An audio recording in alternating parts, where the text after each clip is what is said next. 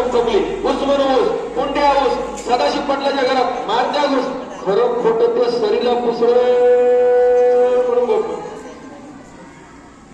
काय झालं होतं? दोनदा बोंब ठोकली होती, काही झालं होतं. आम्ही पळून जायला निघालो होतो. तसा शिवाजाला पुन्हा धरला आणि म्हणला आणखी 4 आणे देतो. 12 आणे होता. आता पाटलाच्या वाड्यात कोण घालून बोंब मारायचे. म्हणलं दोनदा बोंबल्या, काय झालं नाही. खिशात 12 आणे झाले होते. 3 पैसे एकाला एक खतखत वाजले होते.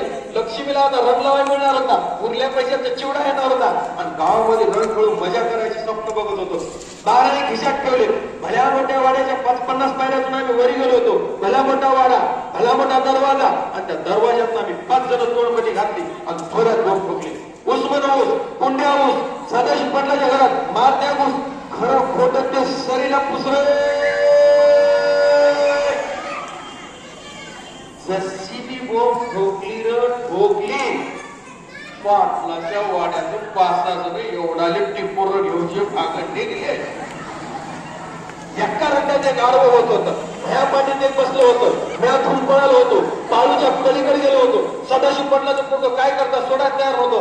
काठी हिबाळून मारलो होतो. हडगावून पडलो होतो. पाठीवर पाय देणार उठून म्हणालो, आम्ही बोंब मारल्या नाही. बोंबलायला शिवाजाला पैसे दिला होता. शिवाजाला पैसे दिला होता. जसंही सांगलं गावभर कळलं होतं पाटलाच्या पोरीचं मारण्याचं लोकड होतं म्हणून. गावात चर्चा सुरू झाली होती आणि शिवाजाला पैसे द्यायचं कळलं तसं मारामारी सुरू झाली होती. गावातली माणसं एकमेकाला मारत होते, डोसके फुटत होते, रक्ताळत होते, रस्ते रस्त्यानं मागत होते. ओढवा, मारा, सोडू नका, हाना, मारले. दगडगोट्यांचा आवाज गावातल्या पत्रांवरती धारधार वाजत होता. काळी फटकत होते. झांजरलेली माणसं माना वाकड्या करून घराकडे जात होती. दुसरी माणसं पुन्हा येत होती. रक्ताळलेली माणसं सांभाळत बाया किंचाळत होत्या. आबाळ फाटावा एवढ्या किंचाळ्या सुरू झाल्या होत्या. शांतगाव अशांत झालं होतं. गावात रक्ताची रंगोळी सुरू झाली होती. आणि म्या सदाशिव पाटलाच्या वाड्यासमोरच्या लिंबाच्या बुडाला पाठ टिपून उभा होता. अंधाराला तुरवत लक्ष्मी एक पाऊल टाकत माझ्याकडे येते आणि येणाऱ्या लक्ष्मीकडे बघून मी मनात पडतो. लक्ष्मी जवळ आली, खांद्यावर हात ठेवली आणि म्हणाली, राम्या, मला रंग लावायसाठी तू काय काय केला ते सगळं भग्यानं सांगलं.